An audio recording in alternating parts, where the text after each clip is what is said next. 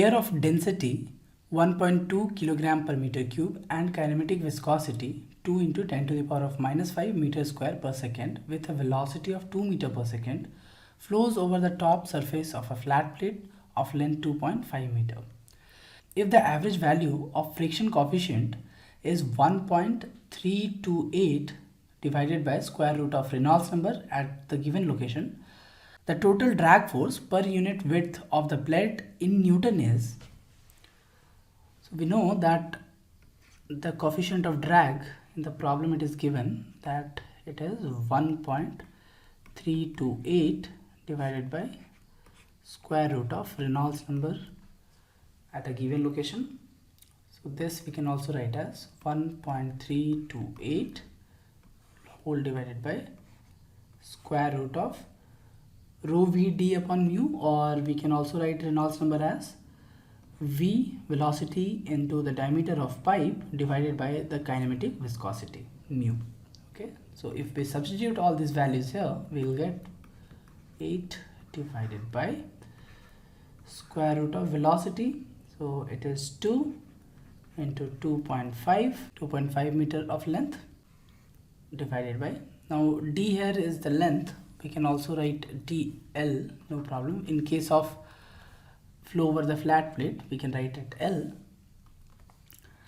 and divided by the kinematic viscosity, that is 2 into 10 to the power of minus 5 meter square per second. So from here we get the value of CD is equal to CD or CF, anything we can write, 2.656 into 10 to the power of minus 3. So you can also write it as CF, no issues. Now we need to calculate the drag force, right? So drag force F is equal to half into the dynamic pressure, that is rho v square,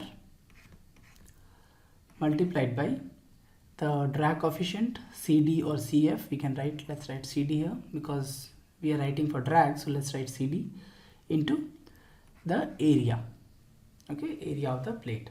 Here we are calculating with respect to a unit depth, okay, so area will be, so here we can write area is equal to length into 1, okay, because unit width we are taking. So here this will be half into rho is 1.2, the density of fluid, into v square, now v is 2, so it will be 2 square, multiplied by CD, the drag coefficient that we have just found out, 2.656 into 10 to the power of minus 3, multiplied by the area, that is 2.5 meter square, okay, because length is 2.5 into 1, so this will be 2.5 meter square.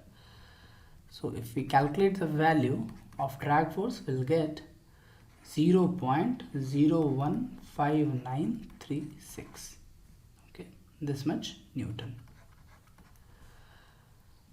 Okay, now let's go back to the problem. So the drag force will be 0.0159. So we can round it off and we can write this answer.